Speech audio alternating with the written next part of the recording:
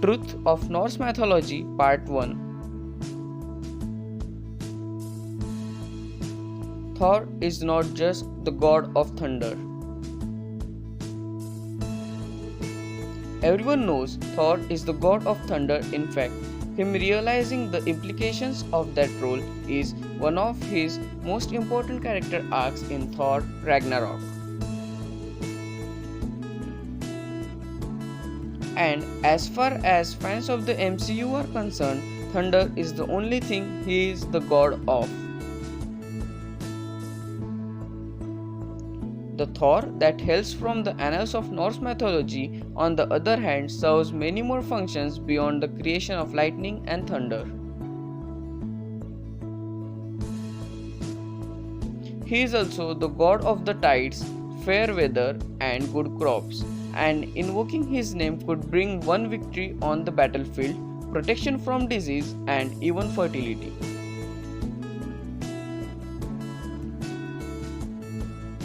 Curiously, Thor is also listed as being the god of oak trees, and most shrines to him were constructed with oak wood.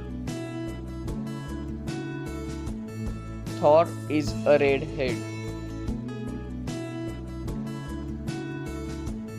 Thor might not be the strongest Avenger, but most would agree he is the dreamiest, particularly when portrayed by the blonde-haired, blue-eyed Australian megastar known as Chris Hemsworth. But that's not an image of the Odin's son that any Norseman would have been familiar with.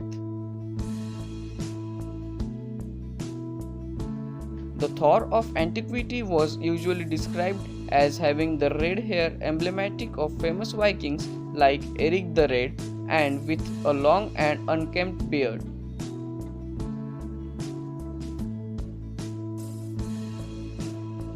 One story does reference Thor's blonde hair, but that's believed to be a result of the Christian themes that started bleed into Norse mythology via authors like Snorri Sturluson in the 13th century. Loki is not Thor's brother, he is Odin's blood brother. No other character is more closely associated with Thor than Loki, his adopted brother and frequent adversary. The lore of Marvel Comics states that Loki was taken as a child from the frost giant Loki by Odin and raised in Asgard alongside Odin's natural-born son, but that turns out to be a complete fabrication. There is no reference to a familiar relation between Thor and Loki in any of the foundational texts of Norse mythology. The two are friends that frequently travel together, but that's only after meeting sometime later in life through Loki's association with Odin. They certainly didn't grow up together. Loki was indeed born to a giant known as Loki, but he was not adopted by Odin. The two were just allies.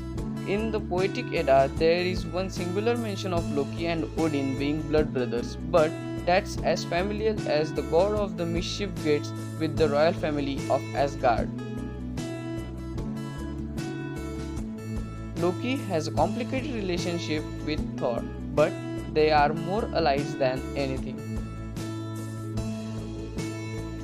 Loki is often depicted as the bad guy of Norse mythology. It's answer to the Judeo-Christian Satan, but he is far from a supervillain in the original telling. Though he frequently frustrates the gods with his mischievous nature, he is the only non-Aesir to be invited to live in Asgard alongside them, so they must be enjoy his company.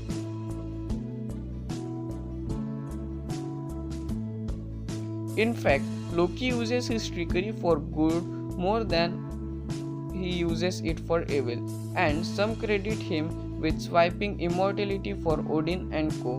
With that being said, the relationship is still fairly complicated.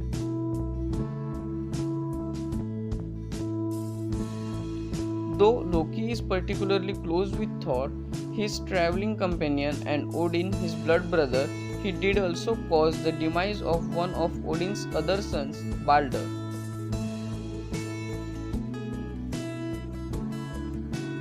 For that offense, he was supposedly sentenced to an eternity of being lashed to a rock while a snake's venom dripped onto his face until he was freed at Ragnarok to take his revenge on Asgard.